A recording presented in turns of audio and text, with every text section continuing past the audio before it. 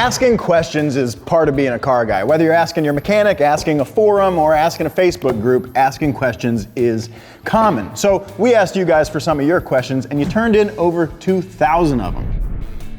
Some really good technical ones, some odd ones, and quite frankly, some sad ones. Nice. Well, we'll talk about that and much more on this 50th episode of Money Pit. I can't believe we've been here for 50 episodes. I hear they even got us a cake. And it's a strawberry cheesecake. That's my favorite.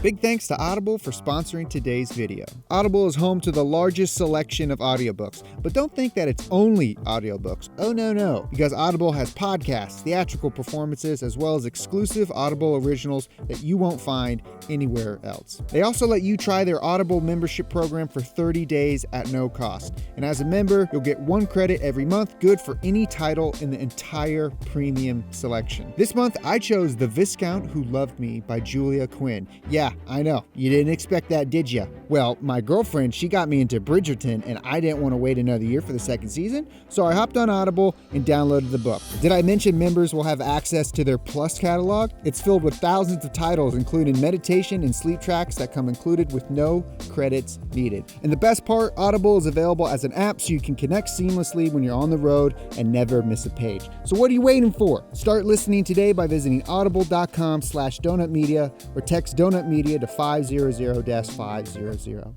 All right, so first question here. Connor from Canada wants to know, what's your favorite part of the build? Honestly, for me, it might be, I think it's the brakes. I really like the brakes. They're really high quality. They went on really well. It was a nicely thought out kit. Very expensive. Very expensive. You gotta like expensive car parts. And anodized, purple? Purple, exactly. There were purple anodized parts. I love purple anodized stuff. That's just a fact. But yeah, I think I gotta go with the brakes. So Dion from Westchester asks, how come you have more power, baby, but not less lap seconds, baby? All right, well, there's a few answers to that, and I think there is some confusion around that. First off, I did shave 6 seconds off, right? I think I ran a 156. I think it was slower the second time around. No. Yeah? No. There's memes about it. I honestly think everybody's wrong because I remember specifically, now we can go back and check, I wanted to hit a 145 and I think I ended up at 156 at best. And so I was always like, well, dang, I didn't even come anywhere close. Granted, we had some issues that time as well. Right. Both days were kind of like a technical nightmare. There was things wrong the first time around with the heat and overheating and blowing the gauges and all that stuff. And then the second time around with piston oil basically from everywhere in the engine. Yeah, and both of those were like, you know, so crammed in scheduling wise. It was like, we literally got this thing off the dyno and went to the track. And it was basically the same the time before that. So hopefully eventually I have a little bit more time to sort things out between, you know, wrenching and track time. And then, you know, we won't have issues like, you know, my PCV system stuff. But I do think the car has a lot more speed in it. Montez from Workaholics, Massachusetts. What is the most frustrating experience you've had working on the Miata? Something that pushed you to the brink of never wanting to work on the car ever again? Well, that happens every week. No, I mean, the truth is working on cars often is frustrating and you will feel that way from time to time, but there haven't been too many really devastating times on the Miata, but the one that comes to mind first is the power steering rack. Right.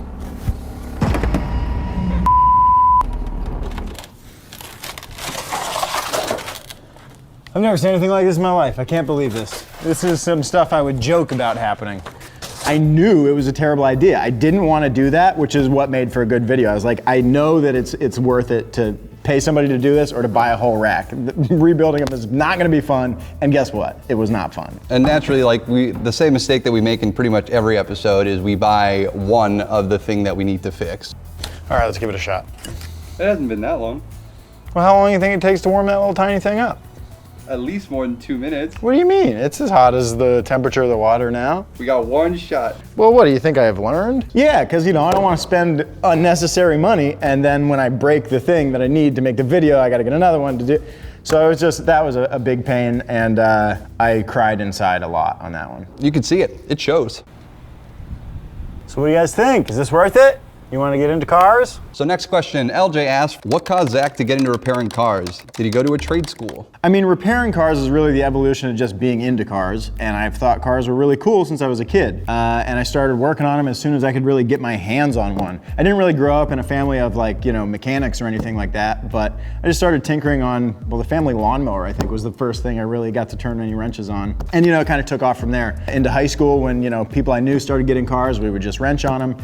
And then I took a auto body class in high school, which was So cool. really where things skyrocketed. I'm jealous, we didn't have anything like that. Yeah, well, it was really cool. So I bought my first car from a junkyard when I was 15 and took it to my high school and rebuilt it, repainted it, did a bunch of work to it, and brought it back from the dead for my first car. So that was what really got me into it. And then after high school, I did end up going to trade school to my community college that offered an automotive program. Efren from New York. Efren. When preparing your home garage to tackle any job necessary, in what areas should we spend our hard-earned money? Yeah, I mean, tools, getting yourself a good set of hand tools. I mean, it's a common phrase that you need to have the right tool for the job, and it's common because it's true. You can get away with a basic set of hand tools for most things automotive related, so be organized too. Organize your tools and try to keep them organized, and utilize your space as well as you can in that regard, and you're off to a good start. Do you have any tips for someone who is really anxious to get into cars, but needs to wait a while before he can? Be patient. Yeah, I mean, be patient and learn what you can. I mean, you can learn a lot without actually having a car, especially now that we've got the internet and YouTube. You can watch videos like the ones that we make and a lot of other folks make, and you can learn stuff without even having a car so that you're prepared once you do get a car.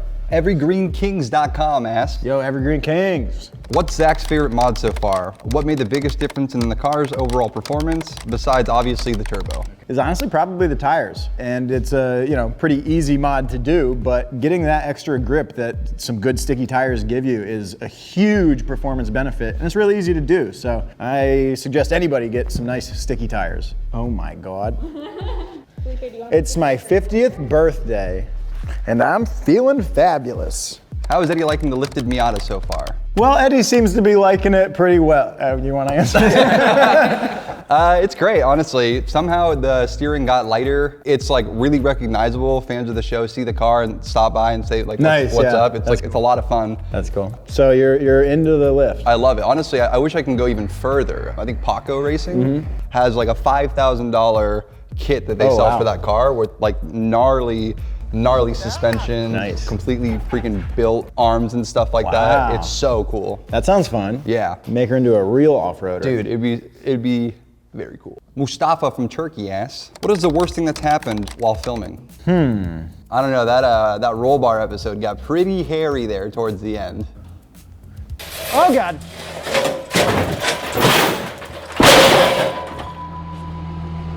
Thought that might happen. People could have got hurt Yeah, on that someone one. almost got guillotined. Yeah, that was an interesting one. Against everyone's better judgment, we just plowed forward with some ideas that were definitely sketchy, and we ended up yanking the whole forklift over. Luckily, we were thinking, safely enough that we didn't have anybody in the forklift or that close to it, but that was still pretty sketchy, pretty hairy. Questionable for sure. Yeah. It was a lot of fun though. It was fun, awesome. But if the neighbor didn't have that forklift, the day would have been over. There's no getting that forklift tipped back over without another one. So shout out to the neighbor of Forsberg and Dillon. Austin from Iowa asks, what part install took the longest? I think I'd probably say the clutch. I think the individual Yeah. part that took the longest, transmission out and everything. A 2 or 3 dayer. 2 day. And that's the other thing too, is like with filming, everything takes extra time. So I think the clutch was probably the longest individual item. I think the most tedious one to do was definitely the alignment one. Oh yeah, there's a lot of guess and check there. You're saving about $75,000 over buying an alignment rack. You're gonna have to do a little checking. Or you could pay like $80 and have someone else do it for you. Oh yeah, there is also that option, which actually I definitely recommend. How many things go wrong in a typical Money Pit recording? And how long do you guys get set back? How high can you count? I mean, it happens all the time. I mean, think about any time you've ever worked on a car. Did it go perfectly? Did you have to go to AutoZone 17 times? That stuff happens all the time. I'm always running to Pep Boys right up the street, running to my house to pick something up. I think the short shifter episode was the one that went smoothly and I didn't have to go to the store or anything. But pretty much every episode, something comes up or I break something or I need something. And that's just how it is. I mean, we're really working on cars, and that's really what working on cars is often like. Vinny from North Carolina asks, what did Zach and other team members do before working at Donut? Before this, I worked at ECS Tuning in Wadsworth, Ohio. I worked there for about 6 years. I worked in their research and development department. Did everything from managing the research and development shop and a lot of the technician work that goes on there for part development, all the way to making videos. I made YouTube videos at ECS for parts that we made there or just for fun. And I had a lot of fun doing that, and ultimately that's kind of what led me here. What about you, Phil? Tell me about your last job. My last job, I was working at an organic chemistry lab at San Diego State. Damn. Doing what? What was like your day to day? Just, regular lab work, synthesizing. Oh yeah, regular lab work, synthesizes some chemicals. Yeah, they're Speakers. A-trip isomers. It was pretty Oh cool. yeah, A-trip isomer. All right, I'm gonna get out of here. Yeah, hook me up with some A-trip isomers whenever you get a Felipe chance. is definitely the smartest of the bunch. And then for me, I joined Donut straight out of film school. I didn't go to any fancy school. I just went to community college. Nice. And That's I the was move. doing Uber and night shifts at the time when I first started at Donut at Target. What were you driving? My Prius at the time. Ah, nice. Yeah, so That's the Uber move, baby. It's true. Tyler from York, Pennsylvania. What was your favorite episode to film and why? This one. Oh yeah, actually, yeah, that's a good point, Felipe. Thank you. It was actually the drifting episode. That was, I mean, the closest to really doing what I want to do as we get. I was out driving, sliding around, making a bunch of noises with my friends, and that was absolutely great. As much as I like working on cars, what I really like to do is drive cars around, and that was a great day of driving cars. So probably the drifting episode with my boy John Jack Cerrone. I think the flamethrower one was mine for sure. Ah, that was one of my least favorites. Is that right? Yeah. Tell me worst case scenario, what might happen here? Burn down the house, burn down the Miata, burn down us. But I mean, seriously, I mean, like, Worst case, yeah, burn down the house and the Miata. I mean, honestly, like, the house is right here. I hated that episode. It was so much fun. For the Money Pit team, how much time goes into shooting an episode? Ew. From start to finish or just production? Well, I think overall, like from coming up with the idea and then like jotting down all the ideas within that idea and then figuring out what we're gonna shoot, then shooting it, then editing it. I would say each episode probably gets north of 24 hours. Oh yeah, I guess including editing, right. Way more. Yeah, so I'm thinking of my part, I guess. So I spend about 24 hours like outlining and then shooting at least. And then in the editing front, it probably takes about 30 hours. I mean, just actual work hours, yeah, I would say we're easily at 72 to 80 hours per episode. Right. And most of the everybody's episodes time that we end up releasing on YouTube could easily be 20 to 30 minutes long. At least. Most of the rough cuts are closer to an hour. Who is the Mr. Miyagi mentor that taught Zach? His knowledge is endless. I mean, I guess really I've had a lot of teachers, but the biggest one is the internet. I think that if you've got a specific question or if there's anything that you really want to learn, we live in a time that you can learn it without really even talking to anybody, and that's nice. People definitely, that you work with commonly, but also the internet is definitely a huge mentor. You just got to learn how to siphon through the crap. What is your favorite Fast and the Furious movie? Fast and the Furious movie. I mean, Number 5. Tokyo Drift is probably my favorite to watch, but the one that holds the most special place in my heart is probably the first one. That movie kind of changed my life, so I'm gonna have to go with the first. Dude, I almost had you. Does Donut fund the Money Pit Miata? So yeah, Donut does pay for all the parts on the Miata. Originally the car was mine. I bought the car when I moved out here, and then when we started Money Pit, Donut bought the car off of me. So now Donut pays for all the parts, which is pretty nice. We really don't do a whole lot of like sponsorship or even asking people to send us stuff. We just buy what we like or whatever we think we want to do and just go from there. So Donut does foot that bill. Do you listen to tunes while working on your car? If so, what do you generally listen to? That is, bar none, in my opinion, the worst part about making this kind of show, because we can't listen to music when we're filming because then we'd have to pay for it. So that really, really sucks, to be honest. But when I'm just working on a car and we're not filming, yeah, I got the tunes going. What's on the radio though? It's all over the place. It is literally all over the place. I love classic rock to techno and everything in between, so it really depends. Lately I've been on a jazz kick. Ramsey Lewis, check him out. What do your neighbors think about you working on your cars a lot on the driveway? They don't like it. They get very upset. My neighbors don't like me. Believe it or not, the episode that we actually caught the most heat for was the driveway cleaning one. Yeah, that was interesting. We got lit up. Yeah, I've been screamed at by several of my neighbors, which is jarring, but that one was a doozy. And that was because we had a pop-up tent to give us shade while we were scrubbing the driveway. One of my neighbors came over and literally unleashed on us because of how terrible it looked to have that pop-up tent. It's like a frat house around here. And it was just a ridiculous interaction. Couldn't believe it. And lives in the back of my head to this day. So, you know, don't grow up to be like that.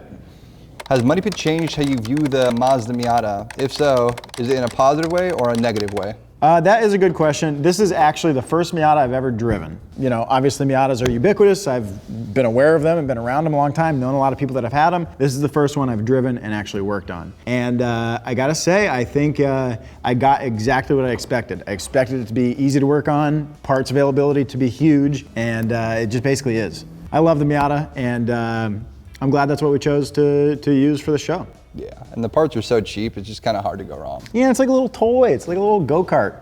It's a good one. How did you come to join the donut team? Ooh, how did I get here? Hello, Donut Media. My name is Zach Jobe, and this is my audition tape.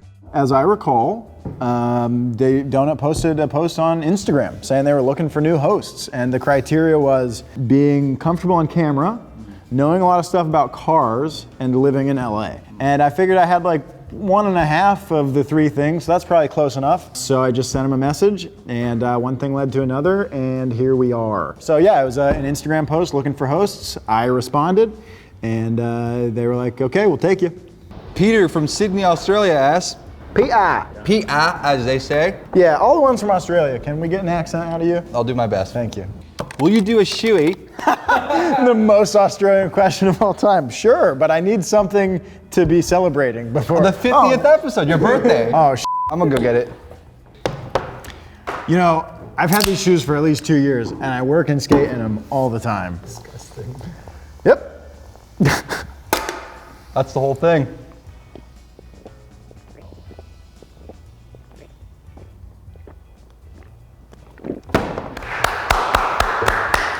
High five. You love to see it. Who is in the Money Pit team? We 3 gentlemen. We got me, we got Eddie, we got Felipe. We've always been here. We're always cranking on it. We've got some assistant editors that help you guys out. Tom. Yep, our new buddy Tom who just joined the team, and a couple other people like Manny and some other kind of freelancers.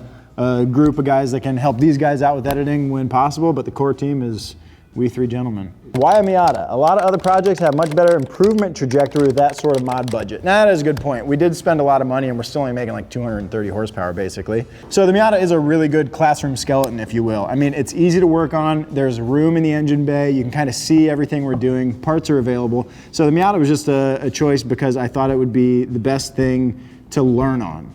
Sure, we're not making the biggest numbers, and you know, if that's what you're after, the Miata really isn't the right platform. But we're just trying to make videos that help educate, and I think the Miata is great for that. So that's why we chose it. Why is Eddie not hosting? He is much more attractive than Zach. TBH. I did not write this. Did you not? Yeah, Zach, you can still hit me up though. Well, you know what? After coming at me like that, I'm not going to hit you up. But why don't you host? You are cute. I've thought of hosting, but I want to make sure it's something that makes sense, that like is in my wheelhouse, that I have a firm understanding of. Yeah, once those things come about, then I'd be glad to do so. But nice. Until that day comes, you'll find me behind the scenes making this content for you guys. Yeah, behind the scenes like you are right now. Exactly. Yeah, no, well, I hope to see an Eddie hosted show in the future. Also, Ben, my guy, I appreciate you. You know what, Ben? Not a huge fan. Favorite car from Initial D other than the Miata? 86. So that's going to do it for us here today, guys. Thanks so Our much for 50th watching. episode! Our 50th episode spectacular. We've done this 50 times. I can't believe it. I honestly thank you guys so much for watching and for enjoying this show and for being on the other side of YouTube for us. It really makes everything we do worth it, and I'm excited for the next 50. So thanks for being with us, folks. And it means a lot to us to have all you guys that are so kind and awesome in the comments telling us what you want to see. Look at all these questions we got. Yeah, over 2,000 questions. We do apologize if we couldn't get to them. This video would be 5 years long if we did answer all of them. If you wrote in, we appreciate you. Yeah, So. seriously. Thanks so much for being here for the first 50. I hope you're all here for the next 50 and for however long we go after that. Don't forget to follow me on Instagram at Zach Jobe. Follow my wife Eddie at Eddie Esparza, and follow Donut at Donut Media. And I'll our see boy- you guys. and our Oh boy- yeah, and Felipe. And you gotta follow Felipe Armenta. He's got 2 Instagrams. You can go with Tenderoni or F_Armenta. Follow him on both accounts. And we'll see you guys next Wednesday. Goodbye. Love you. Kawaii!